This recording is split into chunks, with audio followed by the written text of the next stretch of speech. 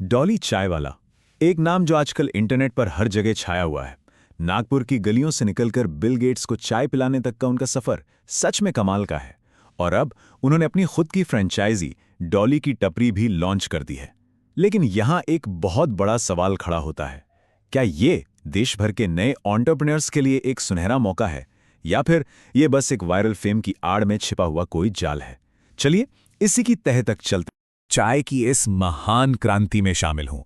ये लाइन सीधी उनके franchise website से है। ये शब्द सपने बेचते हैं, एक उम्मीद जगाते हैं, और हजारों लोग जो अपना कुछ शुरू करना चाहते हैं वो इसकी तरफ खिंचे चले आते हैं। आखिर कौन एक वायरल सक्सेस स्टोरी का हिस्सा नहीं बनना चाहेगा?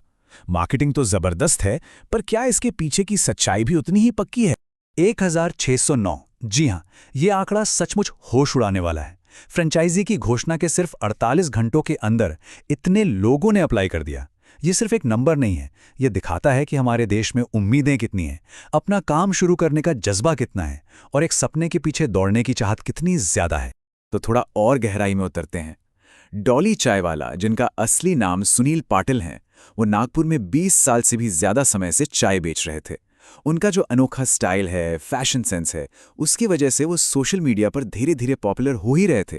लेकिन कहानी में असली ट्विस्ट तब आया जब बिल गेट्स के साथ उनका वीडियो वायरल हो गया। बस उसी एक पल ने उन्हें दुनिया भर में पहचान दिला दी, और यहीं से एक बिजनेस का आइडिया पैदा हुआ।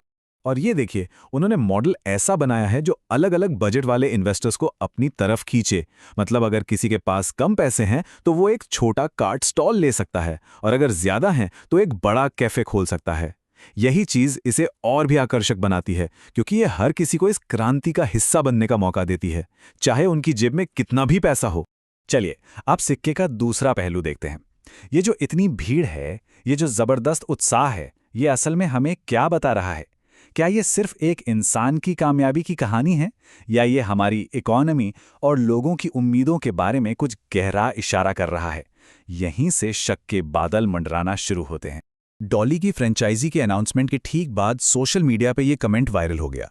अब ये बहुत तीखी बात है, लेकिन ये उन आर्थिक चिंताओं को सामने लाती है जो इस तरह के क्रेज को हवा देती हैं। ये कमेंट इस सोच की तरफ इशारा करता है कि शायद लोग ट्रेडिशनल रास्तों से इतने निराश हो चुके हैं कि वो जल्दी से सफल होने के लिए ऐसे मौकों की तरफ भाग रहे हैं। तो एक मिनट के लिए डॉली के केस से हटकर भारत में फ्रेंचाइजी इंडस्ट्री की बड़ी तस्वीर को देखते हैं। फ्रेंचाइजी एक बहुत तेजी से बढ़ता हुआ बिजनेस मॉडल है, लेकिन सच ये भी है कि इसके साथ साथ धोखाधड़ी के मामले भी बढ़ रहे हैं। और जो इंडस्ट्री पर नजर रखने वाली संस्थाएं हैं, उनकी रिसर्च हमें एक काफी चिंताजनक तस्वीर दिखाती है। franchiseHurt.com के ये आंकड़े देखिए, ये काफी चौंकाने वाले हैं। ये साफ साफ दिखाते हैं कि कैसे धोखेबाज लोग अक्सर उन लोगों को अपना निशाना बनाते हैं जो पहली बार बिजनेस में हाथ आजमा रहे हैं। फर्जी वेबसाइट से लेकर झूठे वादों तक इनके तरीके बहुत हैं, और नुकसान लाखों में हो सकता है। इसलिए सबसे जरूरी बात यह है कि जोश में आकर होश नहीं खोना चाहिए। तो किसी भी फ्रेंचाइजी में पैसा लगाने से पहले इन रेड फ्लैग्स पर ध्यान देना बहुत जरूरी है। अगर कोई कहता है कि गारंटीड रिटर्न मिलेगा या पैसे देने के लिए बहुत ज्यादा दबाव डालता है, तो तुरंत सावधान हो जाइए। एक असली बिजनेस हमेशा ट्रांसपेरेंट होता है। वो आपको अपने मौजूदा आउटलेट्स देखने और दूसरे फ्रेंचाइजी मालिकों से बात करने के लिए हमेशा कहेगा। और अब आते हैं इस पूरे विश्लेषण के सबसे अहम हिस्से पर। देखिए, ऑनलाइन फेम होना एक बात है, और एक सफल टिकाऊ बिजनेस चलाना बिल्कुल दूसरी बात।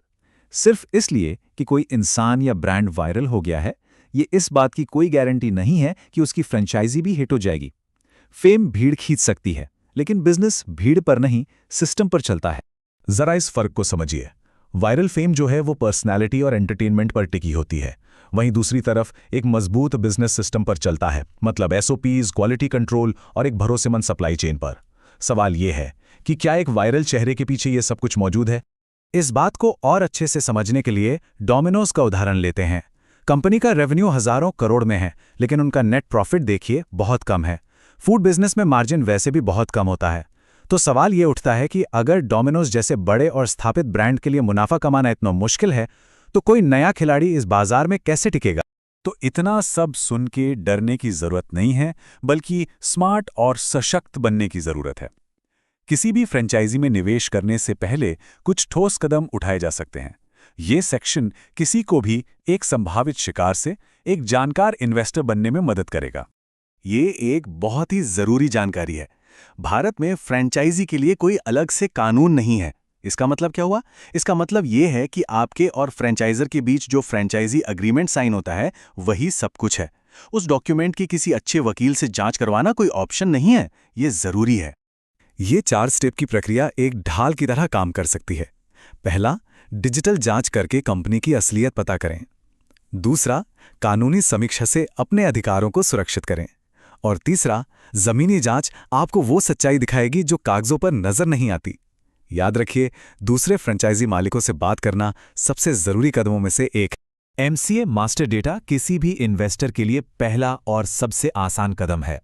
ये एक मुफ्त सरकारी टूल है जो आपको तुरंत बता सकता है कि कंपनी कानूनी तौर पर रजिस्टर्ड है भी या नहीं, और क्या वो एक्टिव है।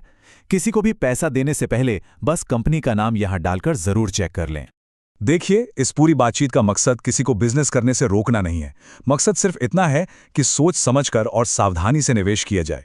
फेम और हाइप के जमाने में भावनाओं में बहकर फैसले लेना ठीक नहीं, बल्कि तथ्यों के आधार पर निर्णय लेना जरूरी है।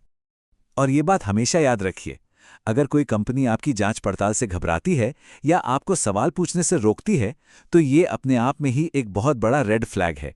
एक असली और ईमानदार बिजनेस पार्टनर हमेशा पारदर्शी रहेगा और आपके हर सवाल का स्वागत करेगा। और हम आपको इसी सवाल के साथ छोड़े जा रहे हैं। आज के इस डिजिटल दौर में जहां कोई भी रातों रात सनसनी बन सकता है, वहां एक असली टिकाऊ बिजनेस और एक कुछ दिनों के सोशल मीडिया ट्रेंड के बीच फर्क करना पहले से कहीं ज्यादा जरूरी हो गया है। आखिरकार फेम भीड़ तो खींच सकती है, लेकिन सिर्फ एक मजबूत बिजनेस मॉडल ही उस भीड़ को ग्राहक बनाकर रोक सकता है।